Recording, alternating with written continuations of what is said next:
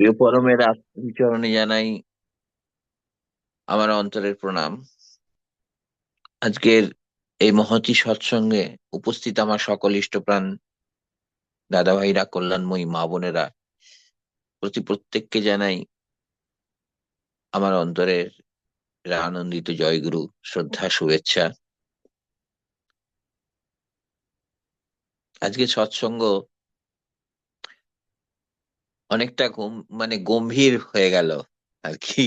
যাই হোক, আমার ভুল ত্রুটির জন্য ক্ষমা করবেন। ঠাকুরের কথা, ঠাকুরের যে অমৃত নিঃসন্দি বাণী সত্যানুসরণ গ্রন্থে ঠাকুর লিখে গেছেন, এই বাণীটির, এই সত্যানুসরণের প্রতিটি ঠাকুরের শব্দ যে উচ্চারণ করেছেন, প্রতিটি শব্দই আমাদের কাছে জীবনে মঙ্গলের পথ দেখায়। কারো দুঃখের কারণ হয় না, কেহ তোমার দুঃখের কারণ হবে না। ঠাকুরের জীবনী গ্রন্থে কোথায় যেন একটা কথা পড়েছিলাম, যে তিনি বলছেন যে একটা ইংরেজি বাণী আমার জীবনের মোড় ঘুরিয়ে দিয়েছিল। সেই বাণীটি, ইংরেজিটা আমি বলতে পারছি না, কারণ বললে হয়তো কিছুটা ভুল হয়ে যাবে। সেই বাণীটির বাংলা অর্থ এই বোঝায় যে তুমি অপরের কাছে যেমন ব্যবহার আশা করো, অপরের প্রতি তেমনি ব্যবহার করো। প্রত্যেকটা মানুষই চায় অন্যের কাছ থেকে ভালো ব্যবহার আশা করা। প্রত্যেকটা মানুষ চায় অন্যেরা যাতে আমাকে প্রশংসা করুক, অন্যেরা যাতে আমাকে সম্মান দিক, আমার নাম গুণগান করুক, আমার প্রশংসা করুক। তো এটা আমি চাই। তাহলে এটা চাইলেই তো হবে না, অন্যের প্রতি আমাকেও সেই ব্যবহারটা করতে হবে। অর্থাৎ অন্যকেও ভালোবাসতে হবে, তবেই ভালোবাসাটা পাবো। অন্যের প্রশংসা করতে হবে, তবেই প্রশংসাটা পাবো। আর অন্যকে গালি দিলে সেই গালিটাই রিটার্ন চলে আসবে, এটাই প্রকৃতির বিধান। তা আমরা কি হয়, আমরা মানুষকে দুঃখ দিই কেন? আমাদের প্রবৃত্তির অধীনে যখন চলি, ইষ্টকে বাদ দিয়ে যখন নিজের বিচার বুদ্ধি বিবেচনাকে যখন প্রধান করে তুলি, আমি যখন ভাবি যে আমার আমার আমার আমি যে সিদ্ধান্তটা নিয়েছি সেটাই সঠিক, সেটাই সবাইকার কাছে আমি চালাবো, আমি যে ডিসিশনটা নিলাম সেই ডিসিশনটাই ফাইনাল ডিসিশন, অর্থাৎ আমিত্বের অহংকার যখন আসে, তখন আমরা অন্যকে সেটা চাপিয়ে দিতে গিয়ে কিন্তু অন্যকে দুঃখ দিয়ে ফেলি। সেটা আমাদের নিজেদের জ্ঞাত সারে হোক বা অজ্ঞাত সারে হোক, যে কোনো ভাবেই হোক, এই ভুলগুলো হয়ে যায় আমাদের। তখন কিন্তু আমরা ঠাকুরের এই কথাটা ভুলে যাই, যে ঠাকুর বলেছিলেন কাউকে দুঃখ দিও না, কেউ তোমার দুঃখের কারণ হবে না। দুঃখ দিয়ে বসি। তো তার জন্য ঠাকুর তার সমাধানের পথ বলে দিলেন, যেটা যদি হয় তাহলে তুমি কি করবে। দুর্ব্যবহার যদি আমরা করেই থাকি, রাগের বশে কারোর সঙ্গে যদি দুর্ব্যবহার করেই থাকি, তার সঙ্গে কি হবে, আমার একটা শত্রুতা হয়ে যাবে।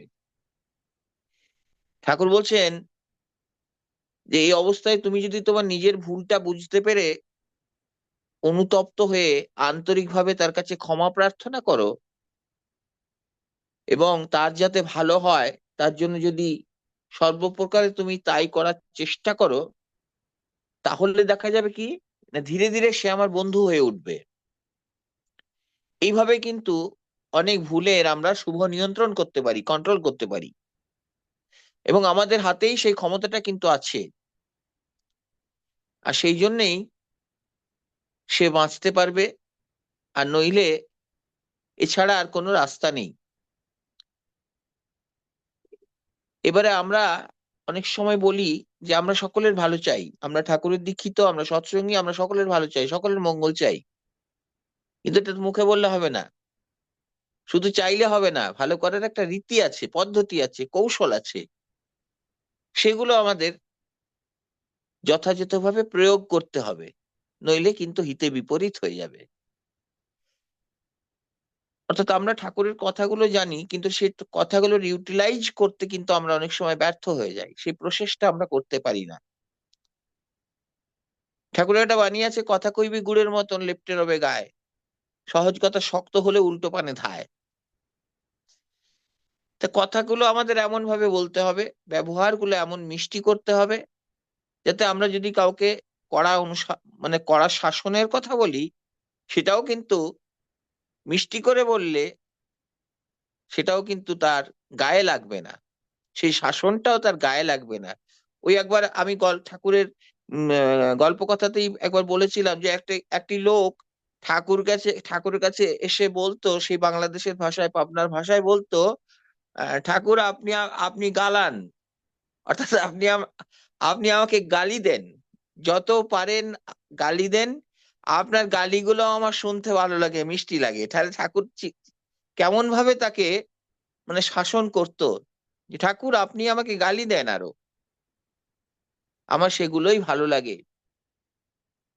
তাহলে মানুষের ভালো করতে গেলে, মানুষের মঙ্গল করতে গেলে তার রাস্তাটা কি না, ইষ্টে আমাদের অটুট ভাবে নিষ্ঠা সম্পন্ন হওয়া যদি হতে পারি, তাহলেই কিন্তু মানুষের আমরা মঙ্গল করতে পারবো।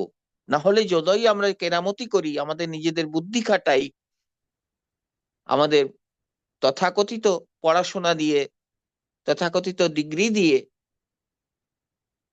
তাহলে কিন্তু আমরা পারবো না। কারণ ইষ্টে যতক্ষণ না আমরা অটুট ভাবে তার সঙ্গে লাগোয়া হতে পারবো, ততক্ষণ কিন্তু আমরা আমাদের আত্মনিয়ন্ত্রণ করতে পারবো না।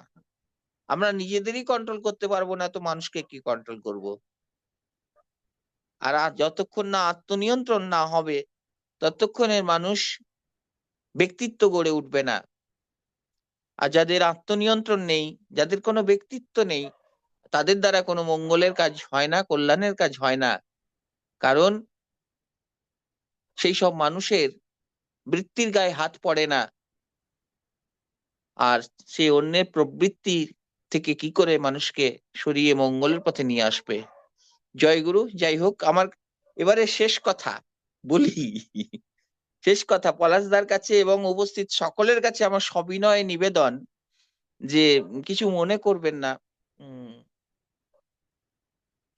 পলাশদাকে বলছি এবং সবাইকেই বলছি যে আপনাদের এই এই এই যে এই যে মিটিং এর ব্যাপার ট্যাপার গুলো না, পলাশদা, আমাদের তো সৎসঙ্গ একটা ঠাকুর তো উপস্থিত থাকেন, তো আমরা বিশ্বাস করি আর নাই করি, তিনি কিন্তু উপস্থিত থাকেন।